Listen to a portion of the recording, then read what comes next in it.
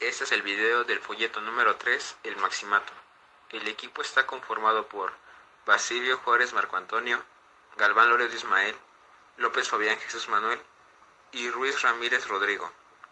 El Maximato fue un periodo histórico y político de México que abarcó desde 1928, con el gobierno de Emilio Portes Gil como presidente interino del país, hasta 1934 con el inicio del gobierno de Lázaro Cárdenas del Río. Este periodo se caracterizó por la influencia de Plutarco Elías Calles en la política mexicana. López Fabián Jesús Manuel. En 1928 da inicio el Maximato con el asesinato del presidente electo Álvaro Obregón. El 1 de diciembre de 1928, tras la muerte de Álvaro Obregón, Emilio Portes Gil, secretario de Gobernación, fue designado presidente interino por el Congreso, y este dio continuidad a los programas educativos del gobierno de Calles, para quien había trabajado. Se mantuvo la atención a las carreras técnicas y se enfatizó una de las metas de la revolución, el ingreso de las clases populares a la educación. En mayo de 1929, alumnos de la Universidad Nacional declararon una huelga general. Una de sus demandas era la autonomía universitaria.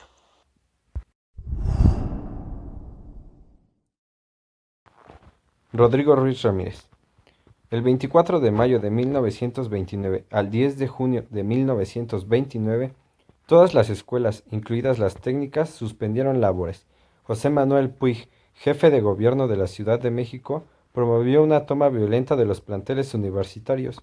Hubo choques con las fuerzas del orden y varios heridos.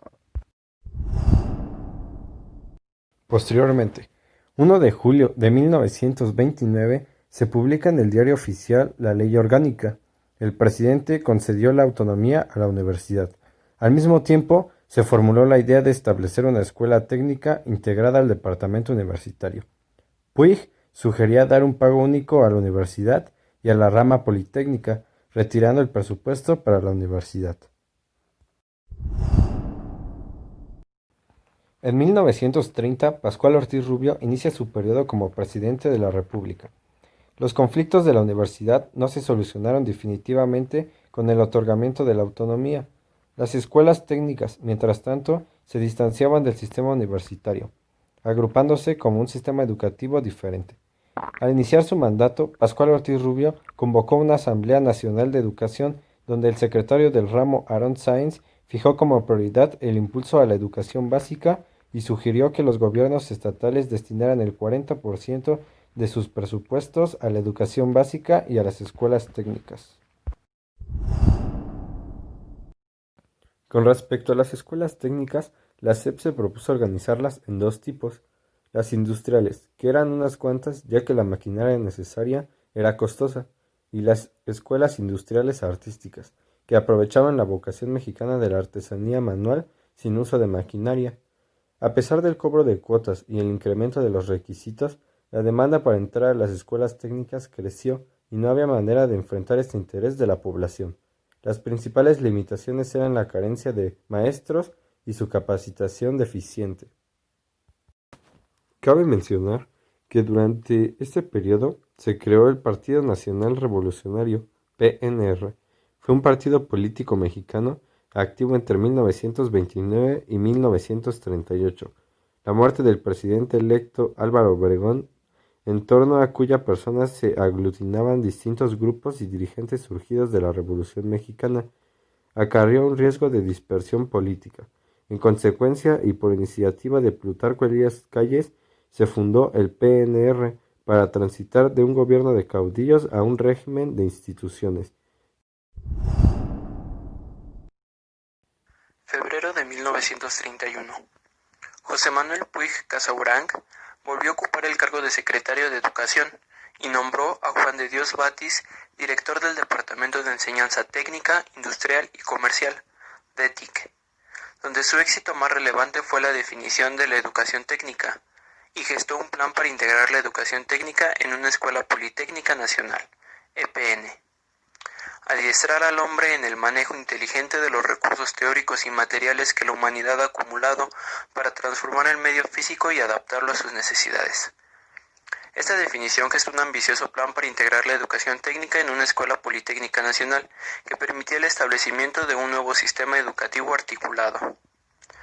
En principio, la Escuela Politécnica Nacional contaría con una preparatoria técnica que serviría para canalizar a los alumnos y a través de la seriación y alta especialización se ordenaría la complejidad de los estudios de manera paulatina.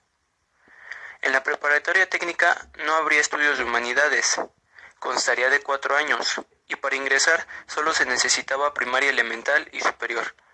La idea era brindar una preparación rápida, enfocada a un adiestramiento en el campo de las disciplinas científicas exactas. Noviembre de 1931. Narciso Bassols ocupaba la SEP y declaró que la educación técnica es de vital importancia para el país. Además, nombró a Luis Enrique Erro como nuevo jefe del DETIC, quien reestructura las escuelas del departamento, en especial las dirigidas a las mujeres. Basilio Juárez Marco Antonio, 1932. Las convulsiones políticas obligan a la renuncia de Pascual Ortiz y se nombra a Abelardo Rodríguez como presidente interino. Septiembre de 1932. Narciso Bassols fue ratificado como secretario de Educación y con ello continuó el proyecto de la Escuela Politécnica Nacional, o por sus siglas EPN.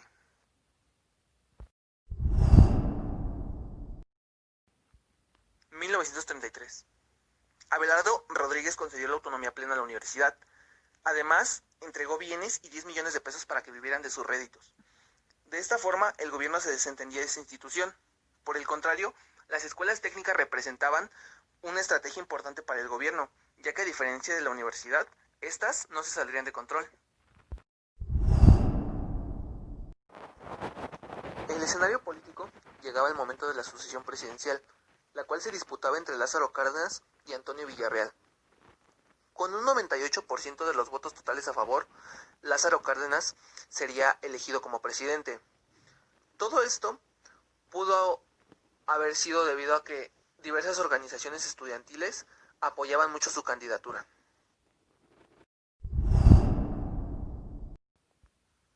Y así concluimos el video del folleto número 3. Muchas gracias por la atención brindada. Esto ha sido todo por nuestra parte y esperemos que el video haya sido de su agrado.